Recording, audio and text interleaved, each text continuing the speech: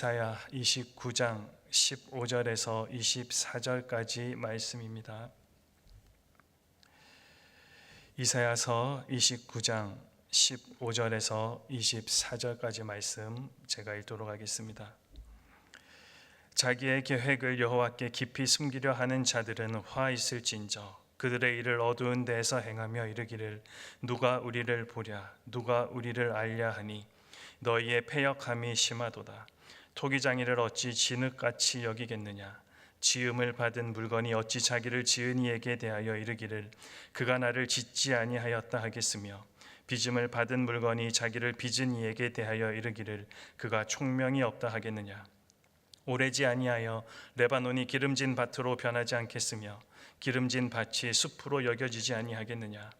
그날에 못 듣는 사람이 책의 말을 들을 것이며 어둡고 캄캄한 데에서 맹인의 눈이 볼 것이며 겸손한 자에게 여호와로 말미암아 기쁨이 더하겠고 사람 중 가난한 자가 이스라엘의 거룩하신 이로 말미암아 즐거워하리니 이는 강포한 자가 소멸되었으며 오만한 자가 그쳤으며 죄악의 기회를 엿보던 자가 다 끊어졌습니다.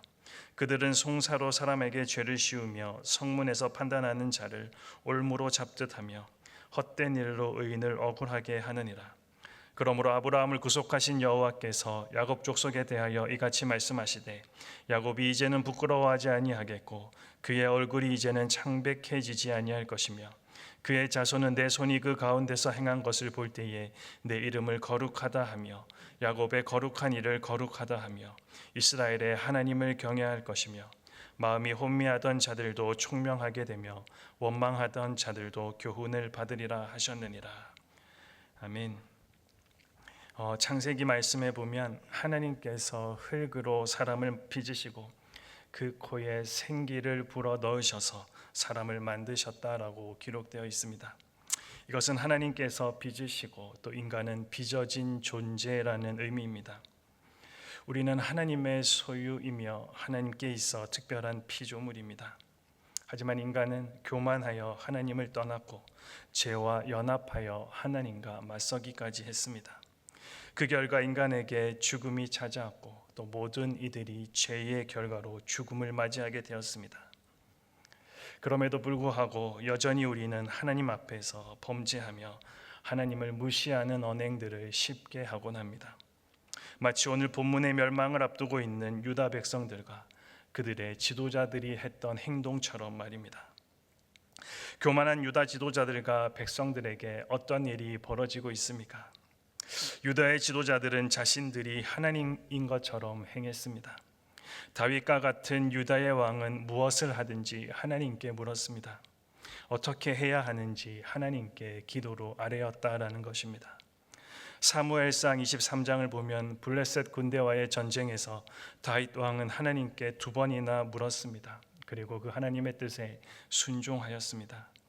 하지만 다윗의 후손인 지금의 유다 지도자들은 교만함으로 인하여 하나님의 뜻에는 전혀 관심이 없어 보입니다. 오늘 15절 말씀을 보십시오. 자기의 계획을 여호와께 깊이 숨기려 하는 자들은 화 있을진저. 그들의 일을 어두운 데에서 행하며 이르기를 누가 우리를 보랴 누가 우리를 알랴 하니. 여기서 숨기려라는 말은 히브리어로 사타르라는 단어를 사용합니다. 이 단어의 원래 뜻은 물건을 단순히 감추고 숨기는 것, 그것을 넘어서서 마음까지도 숨기고 멀어진다라는 의미를 가지고 있습니다. 즉 유다의 지도자들이 하나님 앞에서 자신들의 계획을 숨긴다라는 이것은 더 이상 하나님을 섬기지 않고 자신들이 하나님인 것과 또 교만함을 보였다라는 의미입니다. 이러한 모습은 이어지는 16절에서 진흙이 토기장이인 척한다는 비유를 통해 이사야 선지자가 책망하는 내용을 통해서도 우리는 분명하게 알 수가 있습니다. 여러분, 하나님은 겸손한 자에게 기쁨을 주십니다. 그렇다면 누가 겸손한 자입니까? 오늘 말씀은 어떤 이들이 착각을 하고 있음을 분명하게 지적하고 있습니다. 자신의 마음과 머릿속에 있는 계획은 아무도 모른다라고 하는 그 생각입니다. 하지만 그런 그들을 향해 이사야 선지자는 분명히 말하기를 하나님께서는 모든 것을 다 알고 계신다라고 선포합니다. 그러므로 하나님을 하나님으로 모시고 마음의 깊은 생각까지도 하나님께 묻고 아뢰는 자가 겸손한 자입니다. 하나님의 뜻에 순종하려고 애쓰는 자가 겸손한 자라는 것입니다. 이처럼 겸손한 자에게 하나님께서는 기쁨을 더하여 주십니다. 19절 말씀입니다. 겸손한 자에게 여호와로 말미암아 기쁨이 더하겠고 사람 중 가난한 자가 이스라엘의 거룩하신 이로 말미암아 즐거워하리니. 우리 영혼의 참 기쁨은 내 힘으로 이루었을 때의 성취감에서 오는 것이 아닙니다. 그리스도인의 참 기쁨은 주의 말씀에 겸손히 순종할 때 하나님께서 주시는 것입니다. 예수님도 요한복음 14장에서 세상이 줄 수 없는 평안을 주시겠다라고 약속하셨습니다. 그런데 이 평안은 예수님의 말씀에 순종할 때 주시는 평안입니다. 우리는 하나님의 손으로 지음을 받았습니다. 그렇다면 우리가 귀 기울여야 할 이야기, 귀 기울여야 할 말씀은 누구의 것입니까? 그리고 하나님께서 우리를 그렇게 창조하심은 하나님의 영광을 위해서입니다. 오늘 23절 말씀에도 이렇게 이야기합니다. 그의 자손은 내 손이 그 가운데서 행한 것을 볼 때에 내 이름을 거룩하다 하며 야곱의 거룩한 일을 거룩하다 하며 이스라엘의 하나님을 경외할 것이며. 여기 그의 자손과 내 손이 그 가운데서 행한 것이라는 이 표현을 원문에 충실하게 다시 번역해 보면 자기의 자손, 곧 그들 가운데서 내가 친히 만들어준 그 자손이라는 의미가 됩니다. 이것은 하나님이 이스라엘 민족을 다시 회복시킬 것을 강조하여 말씀하고 계시는 것입니다. 다시 말해 하나님이 자신의 백성으로 선택한 이들을 이끌어 회복시키시며 그들로 하나님의 백성다운 삶을 살게 하는 것을 나타내려 한다라는 것입니다. 그래서 성경을 보면 하나님은 이스라엘 민족에 대하여 말씀하실 때에 나를 위하여 지으신 자라는 표현을 자주 사용했습니다. 사실 이스라엘 민족은 처음에 존재하지도 않았습니다. 그들은 그저 애굽에서 종살이하는 자들에 지나지 않았었습니다. 그런데 하나님은 이스라엘 자손들을 애굽에서 구원하심으로 그들로 한 민족을 이루게 하셨습니다. 즉 이스라엘이라는 민족은 하나님에 의해 하나님을 위해 지음을 받았고 온전히 하나님의 영광을 위해 살아야 하는 자들로 부르심을 입은 삶을 살아야 했던 이들이었습니다. 하지만 그들은 하나님의 뜻과 다르게 하나님을 위하여 살지 못했던 것을 우리는 잘 알고 있습니다. 하나님을 경외하기보다 우상을 숭배하고 하나님이 아닌 이방 나라를 의지하며 살았습니다. 그래서 하나님은 그들을 망하게 하심으로 마치 죽은 자와 같이 만들어 놓으셨다라는 것입니다. 그러나 그들의 망함은 영원한 것이 아니었습니다.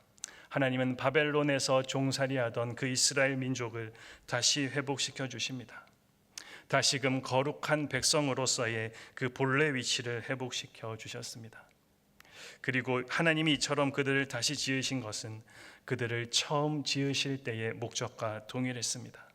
그 목적이 무엇입니까? 오늘 23절 하반절 말씀에도 잘 기록되어 있습니다. 내 이름을 거룩하다 하며 야곱의 거룩한 일을 거룩하다 하며 이스라엘의 하나님을 경외할 것이며. 회복된 이스라엘은 온전히 하나님의 영광을 위해 살아야 했던 것입니다. 하나님에 의해 새로 지음을 받은 것은 이스라엘만이 아닙니다. 오늘 저와 여러분도 새로 지음을 받은 자들입니다. 우리는 본래 죄로 인해서 다 죽어 있던 자들입니다. 하나님은 그런 우리를 그냥 그렇게 내버려 두지 않으시고 예수 그리스도의 구속 사역을 통해 우리를 새롭게 창조하셨습니다.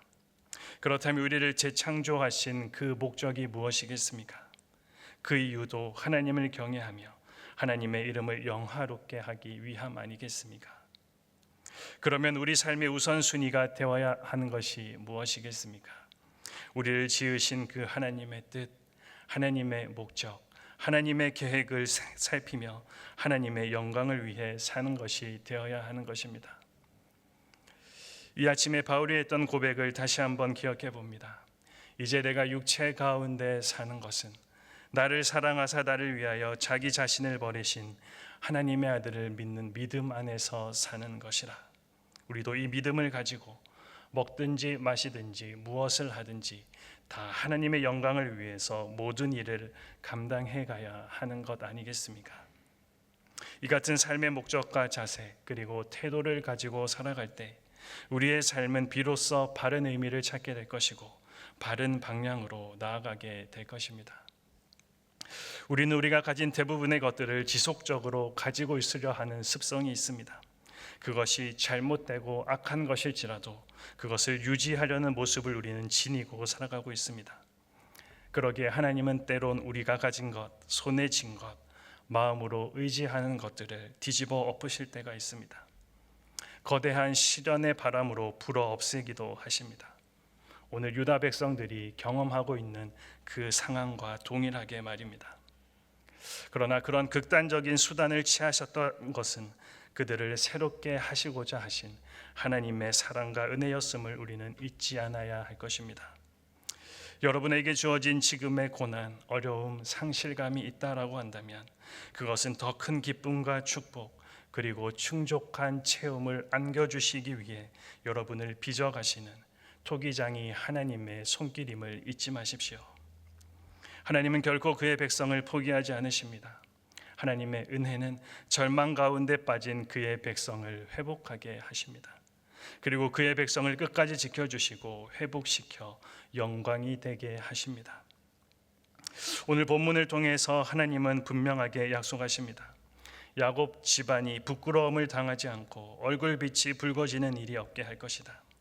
그날이 오면 회개와 회복의 역사가 일어나게 될 것이다. 도무지 회복 불가능해 보이는 자들에게 크신 은혜를 베푸셔서 지금도 회복시켜 가시는 그 주님을 우리는 이 아침에 찬양합니다. 자기 힘으로 할 수 있다는 생각이 모든 교만의 출발점입니다. 전도서 2장 24절 말씀입니다. 사람이 먹고 마시며 수고하는 것보다 그의 마음을 더 기쁘게 하는 것은 없나니 내가 이것도 본즉 하나님의 손에서 나오는 것이로다. 우리가 말씀을 아무리 앞서려고 아무리 애를 써도 결국 모든 일은 하나님께서 주관하십니다. 우리가 아무리 수고해봐도 하나님께서 모든 것들을 이끌어 가십니다.